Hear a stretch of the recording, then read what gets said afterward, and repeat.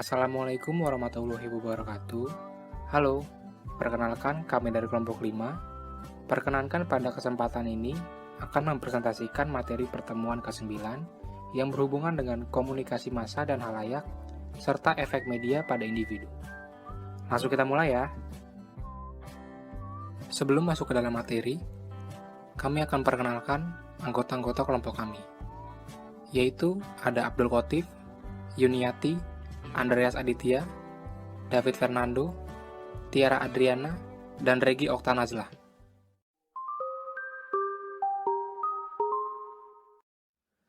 Pengertian dari komunikasi massa secara umum adalah cara menyampaikan pesan yang sama kepada sejumlah besar orang dan dalam waktu yang serempak melalui media massa. Terdapat beberapa tokoh atau ahli yang menyampaikan pendapatnya mengenai definisi dari komunikasi massa.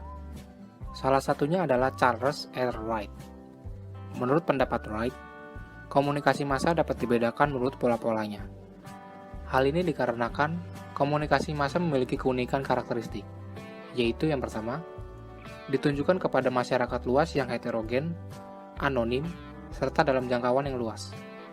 Yang kedua, informasi yang disampaikan diterima secara bersamaan pada waktu yang kurang lebih relatif sama dan bersifat hanya sementara bagi sebagian media massa atau media elektronik.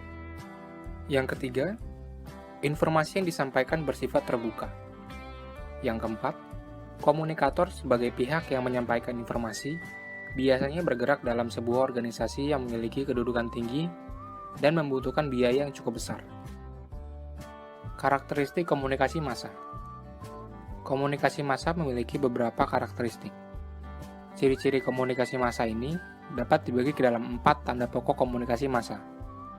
Keempat tanda pokok karakteristik komunikasi massa ini disampaikan oleh seorang ahli, yaitu Suprapto. Yang pertama, komunikasi massa memiliki sifat komunikan. Hal ini karena sasaran komunikasi massa adalah masyarakat yang relatif besar serta memiliki sifat yang heterogen dan anonim. Masyarakat ini tidak dapat diukur seberapa banyak jumlahnya, bagaimana latar belakang pendidikannya, usia, agama, suku, jenis pekerjaan, dan lain sebagainya. Hal yang dapat menjadikan semua perbedaan ini melebur adalah kesamaan minat dan kepentingan yang sama. Perkenalkan, nama saya Nia. Saya akan melanjutkan materi yang telah disampaikan oleh saudara David. Yang kedua, yaitu komunikasi massa memiliki sifat cepat dan serentak. Penyampaian pesan secara serempak ini dilakukan secara bersamaan oleh komunikator kepada komunikan yang memiliki jumlah yang besar. Jika disampaikan secara serentak, maka perhatian komunikan akan berfokus pada pesan yang disampaikan oleh komunikator. Sifat penyampaian pesan yang cepat akan memungkinkan pesan tersebut dapat tersampaikan dalam waktu yang relatif singkat. Yang ketiga, yaitu komunikasi massa memiliki sifat publik. Sudah jelas bahwa pesan yang disampaikan tersebut ditujukan kepada masyarakat luas, bukan kepada golongan tertentu saja. Sehingga isi pesan yang disampaikan harus lebih umum karena mencakup lingkungan yang umum dan universal. Yang keempat, yaitu komunikator yang terkoordinir. Karena media massa merupakan sebuah lembaga organisasi, maka komunikasi massa pasti memiliki komunikator yang telah terorganisasi dengan baik dan profesional, seperti jurnalis, sutradara, penyiar atau pembawa acara, dan lain sebagainya.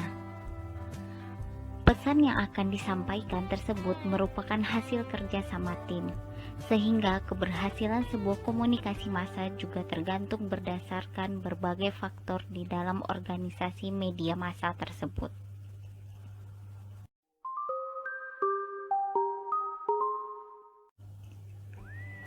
Istilah khalayak media berlaku universal dan secara sederhana diartikan sekumpulan orang yang menjadi pembaca, pendengar, permisa berbagai media. Jenis-jenis khalayak. Khalayak memiliki perbedaan dari aspek khalayak yang suka terhadap tayangan tersebut dan ada yang tidak suka dari tayangan tersebut. Maka dari itu, khalayak dilihat dari jenis-jenis yang berbeda terhadap media massa atau televisi. Ada 4 jenis sumber formasi audiens dari sebuah tipologi, yaitu yang pertama, kelompok atau publik. Sejalan dengan suatu pengelompokan sosial yang ada seperti komunitas, keanggotaan minoritas politis, religius atau etnis, dan dengan karakteristik sosial bersama dari tempat, kelas sosial, politik, budaya, dan sebagainya. Yang kedua, yaitu kelompok kepuasan. Terbentuk atas dasar tujuan atau kebutuhan individu tertentu yang ada terlepas dari media, tetapi berkaitan misalnya dengan isu sosial. Jadi, suatu kebutuhan umum akan diinformasikan atau akan kepuasan emosional dan afektif tertentu. Yang ketiga yaitu kelompok penggemar atau budaya citra rasa. Terbentuk atas dasar minat pada jenis isi atau gaya atau daya tarik tertentu akan kepribadian tertentu atau cita rasa budaya atau intelektual tertentu. Yang keempat yaitu audiens medium, berasal dari dan dipertahankan oleh kebiasaan atau loyalitas pada sumber media tertentu, misalnya seperti surat kabar, majalah, saluran radio, atau televisi.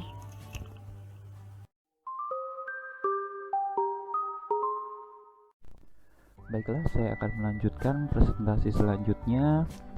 Bahasan selanjutnya adalah efek komunikasi massa.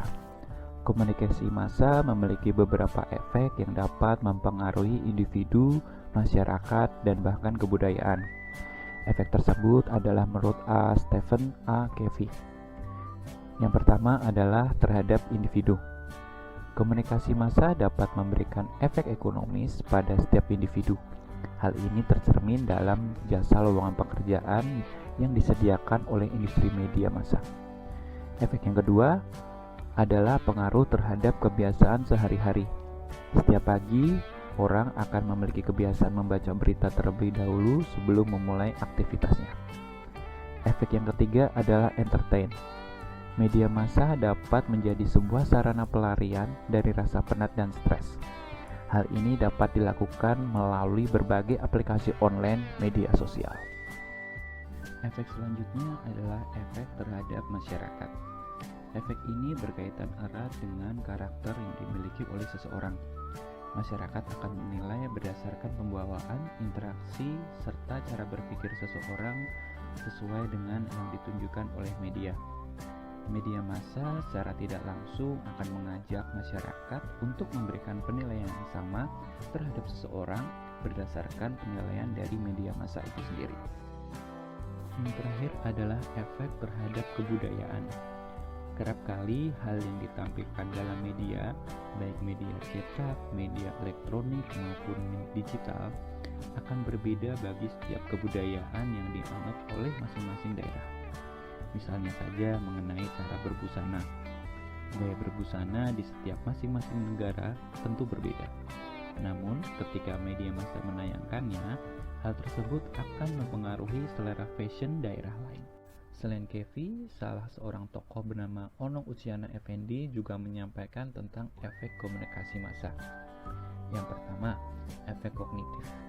Efek ini bersifat informatif, misalnya saja adalah bagaimana seorang mendapatkan informasi atau gambaran dari media tentang tempat yang belum pernah dikunjungi. Yang kedua, efek konatif. Efek ini berakibat pada tindakan yang dilakukan sehari-hari oleh seseorang setelah menerima informasi dari media massa. Misalnya saja seorang ibu rumah tangga yang terinspirasi untuk membuat usaha kerajinan tangan di rumah setelah melihat acara woodcrafting melalui media.